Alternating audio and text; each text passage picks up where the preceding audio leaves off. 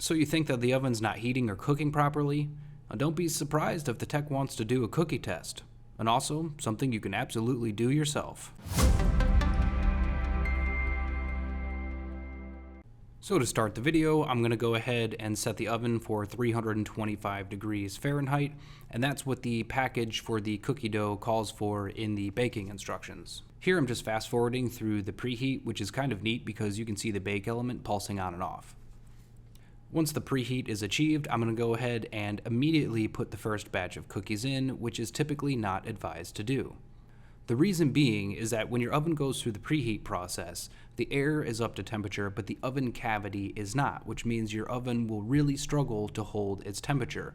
It's usually advised to wait an extra 15 to 20 minutes after the preheat before you start baking any short bake items. Long bake items that are going to be an hour, that's fine. But here, as we can see, the first batch coming out, my cookies, 12 minutes, and voila, there they are. And I will say, they look okay, but they're slightly undercooked. When you open the door immediately after the oven has gone through the preheat process, a lot of heat escapes from the oven. This causes the bake element to come back on and can even cause it to run for a prolonged period of time. As that bake element is on and heat is rising, the excessive heat can even burn the bottoms of the first couple batches of cookies you put in. The longer your oven is on, the more accurate its baking results are, especially with short bake items like cookies. The whole purpose of doing a cookie test is that cookies are very particular to temperature and duration of cook time.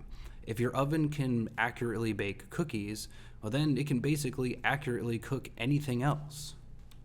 P.S. The reason we use pre-made dough is to take the human error out of making the dough.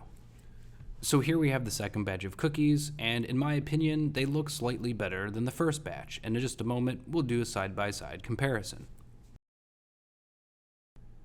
So here we have the cookies next to each other, and the first batch is in the back, as we can see right here, which are slightly smaller and have less browning around the edges, and the ones in the front are slightly larger and have a little bit more browning around the edges, which I prefer and think that the second batch came out perfect.